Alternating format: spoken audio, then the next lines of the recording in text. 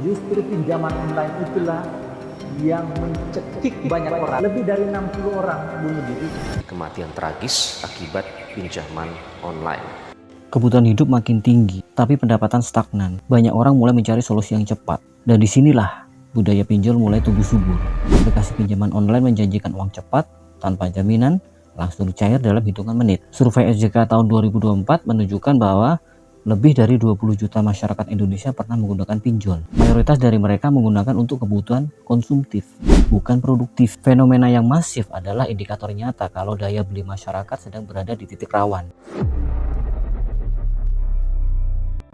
Supaya lebih details dan bisa dipahami bersama, selanjutnya kita akan coba untuk berhitung mensimulasikan secara real. Perhatikan informasi resmi dari OJK mengenai bunga pinjol per tahun 2025 yang harus dipatuhi semua penyelenggara fintech baik P2P dan pinjaman online untuk dua sektor yaitu konsumtif dan produktif. Oke, karena nantinya kita hanya akan mensimulasikan menghitung untuk sektor produktif, perhatikan ketentuan bunga pinjaman mikro dan ultra mikro. Kita nanti ambil contoh tenor 12 bulan. Jadi artinya bunganya kena yang 0,1% per hari. Nah, padahal kenyataannya sampai detik ini bunga ini tidak pernah diberikan. Umumnya 0,3% ke atas. Kalaupun ada bunga 0,275%, cicilan pertama hanya 20 harian, tidak sampai 1 bulan, atau dimainkan di biaya admin yang rata-rata di atas 5%. Parahnya ada salah satu penyelenggara fintech terlambat 1 hari langsung kena 150.000.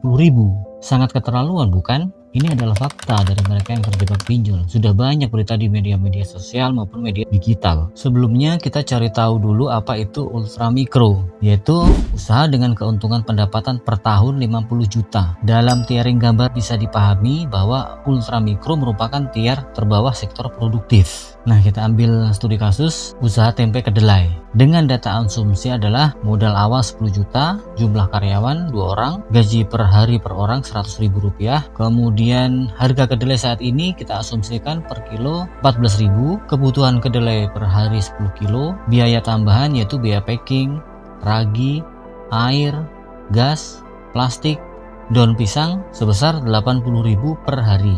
Kemudian kapasitas produksi tempe per hari adalah 100 bungkus. Margin keuntungan yang kita inginkan adalah 20%. Maka kita bisa hitung biaya produksi per hari. Biaya kedelai per hari 140.000, gaji karyawan 200.000, biaya tambahan atau umumnya dalam perhitungan HPP disebut biaya overhead sebesar 80.000. Maka diketahui total biaya produksi per hari sebesar 420.000. Jadi HPP per bungkus 420.000 kita bagi 100 sama dengan 4.200. Kemudian margin keuntungan kita asumsikan pada umumnya adalah 20%, maka HPP ditambahkan margin 20% sama dengan 5.040. Kita bulatkan saja di 5.500 per bungkus. Kemudian kita cari profit harian. Pendapatan per hari 100 bungkus dikalikan 5.500 sama dengan 550.000. Total biaya produksi per hari 420.000. Jadi 550.000 produksi per hari kita kurangi 420.000 total biaya produksi per hari, hasilnya ketemu profit harian sebesar 130.000. Kemudian kita mencari jumlah hari produksi. Dengan modal 10 juta tadi dibagi 420.000 total biaya produksi. Ketemu jumlah hari 23,8. Kita bulatkan ke bawah. Kemudian asumsikan modal 10 juta tadi bisa diproduksi selama 23 hari. Jadi total produksi kita selama 23 hari adalah 130.000.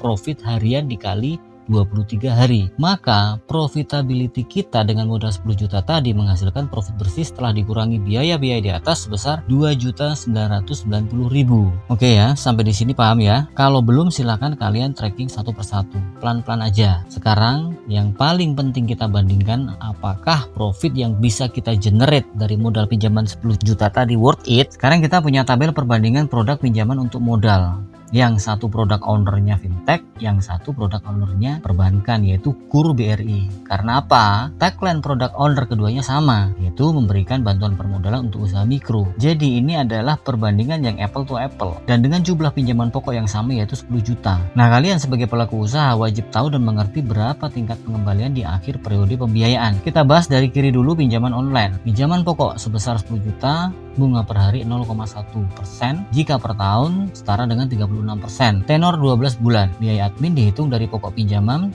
umumnya 5%. Wah, mahal juga ya. Kemudian nominal biaya admin jadinya 500.000. Jadi dana yang diterima 10 juta dikurangi 500.000 sama dengan 9.500.000. Total bunga 12 bulan sebesar 3.600.000. Dihitung dari bunga harian 0,1%, kita kali 10 juta sama dengan 10.000 per harinya. Maka total bunga 10.000 tadi kita kalikan dengan 360 hari, jadilah 3.600.000. Kita asumsikan 1 tahun 360 hari. Maka total pengembalian pembiayaan tadi adalah 10 juta pokok ditambah total bunga 3.600.000 selama 12 bulan ditambah biaya admin 500.000 sama dengan 14.100.000. Ini untuk pinjaman online. Kemudian kita lanjut sebelah kanan, KUR BRI. Pinjaman pokok 10 juta, bunga per hari 0,16%, jika per tahun setara dengan 5,76%. Tenor sama 12 bulan. Kemudian biaya admin dihitung dari pokok pinjaman KUR umumnya 2%. Tapi sesuai kebijakan pemerintah seharusnya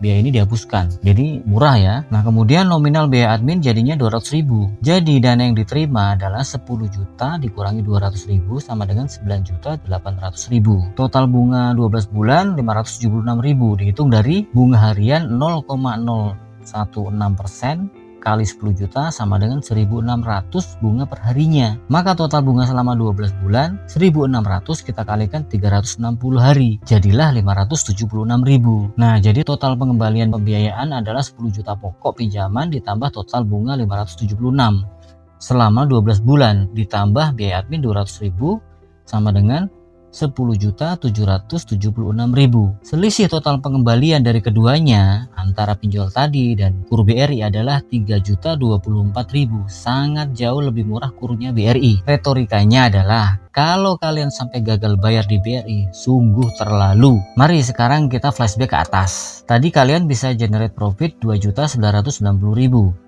dari hasil pinjaman modal sejumlah 10 juta. Kalau kalian pinjam modal 10 juta dari hasil minjol, ayo kita hitung. Total bunga pinjaman sebesar 3.600.000 ditambah admin 500.000 sama dengan 4.100.000. Tuh kalau pinjol. Nah, kemudian kita kurangi profit kalian sebesar 2.990.000. Hasilnya adalah minus 1.190.000. Artinya kalian cari masalah kalau sumber dana modal hasil dari minjol. Oke, thanks for watching. Kalau kamu merasa relate, share video ini ke teman atau keluarga.